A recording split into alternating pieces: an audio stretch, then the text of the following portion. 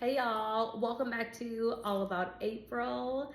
Today's episode is going to entail my September and October physical book haul. I think I'm going to do a separate ebook haul because it was going to be just an entirely too long video. I got so many books on sale at that particular time.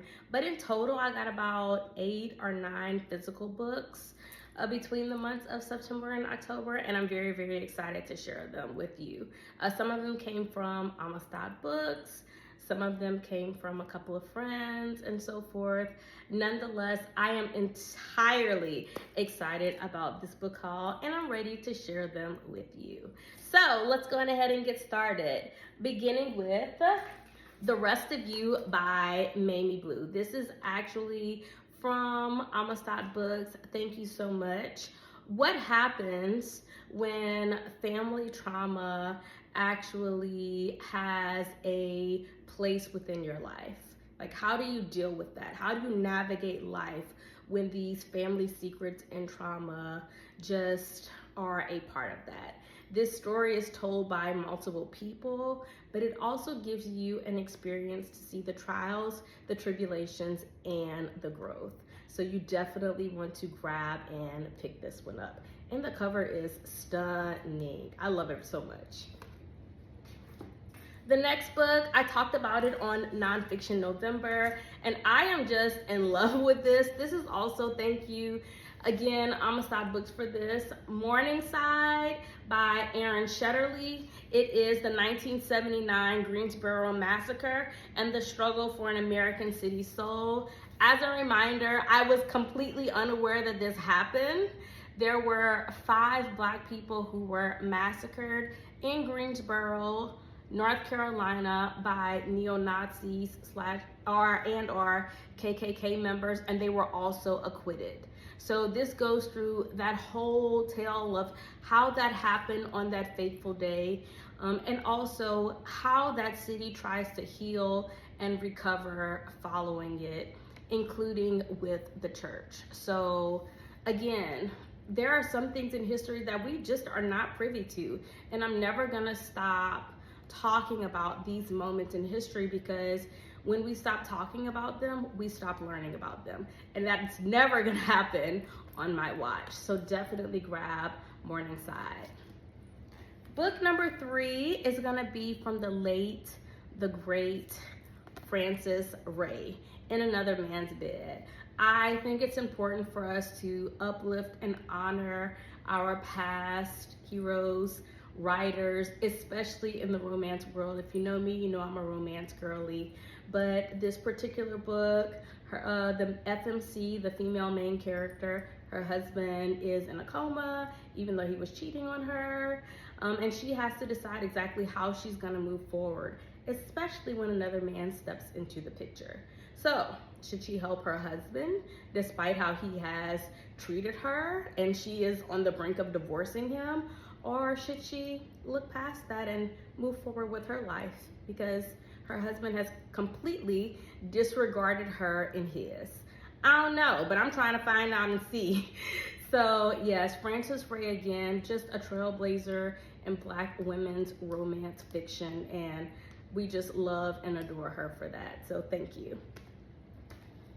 Book number 4 is going to be The Soulmate Equation by Christina Lauren. Look, on the side, there's people saying, I love, love, love this book.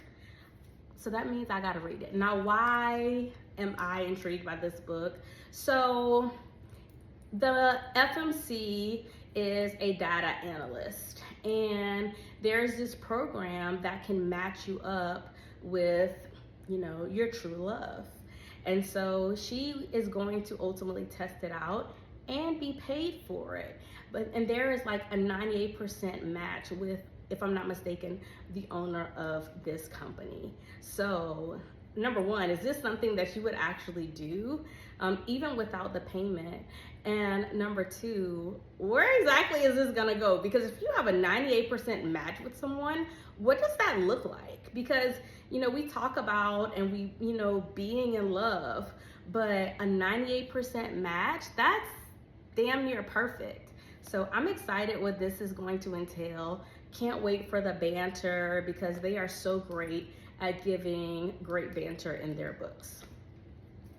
The next book is also by Christina Lauren, and it is called The True Love Experiment. Now, this one is a little different in that the FMC and the MMC, main male character, for those of you who don't know what that means, they are both at a crossroads in their careers, and their jobs are demanding things from them. For the FMC, she is a romance novelist. For the MMC, he works in reality TV. But what happens when you combine both of those elements?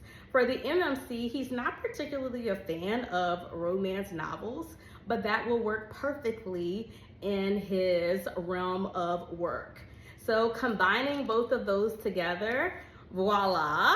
But what does that also mean for them? When I tell you this plot was an immediate pickup for me because the banter and the wit that is gonna come from Christina Lauren, I have read 3 books by them so far, and I have loved every last one of them. And those are my favorite things that I have encountered in their work. So yes, I cannot wait to finally open this up and read it and just see, like, are the FMC and MMC, how are they actually going to get together? What's going to be the determining factor?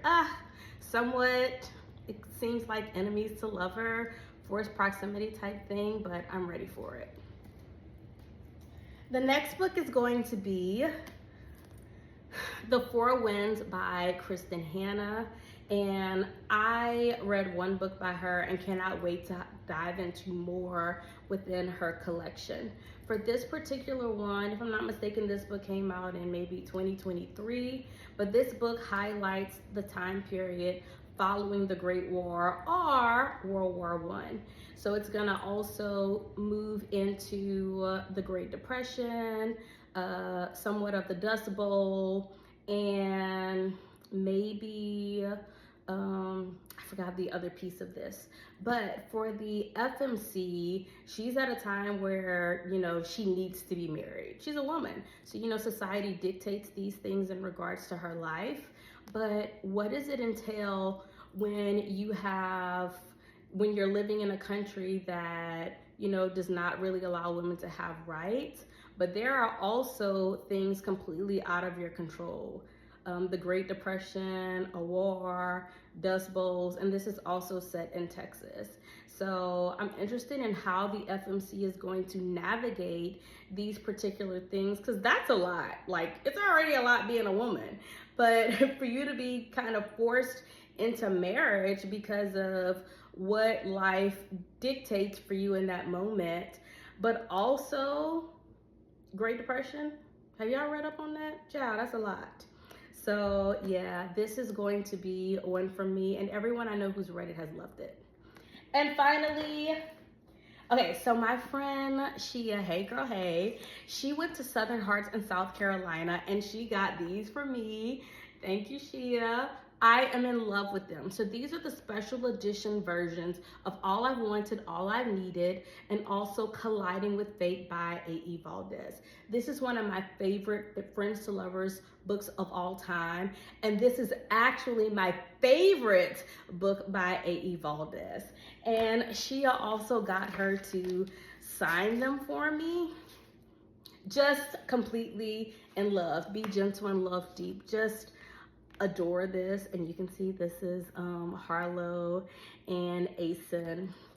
But it's always important for me to be able to collect books by authors that I love. If that's something you're not into, make sure that you attempt to grow in that aspect. I hope that you do, because it's beautiful to be able to have these on your bookshelves, but the special edition ones, you just can't get enough of them. Now I'm gonna go ahead and tell you, I got 3 versions of this book. I got 2 versions of this one, but A.E. Valdez is my girl. I love her, and I can never get enough. So that is going to conclude my September and October book haul. I hope you loved them. Let me know if you've read any of these, if you plan on reading any of them. Don't forget to like, comment, and subscribe.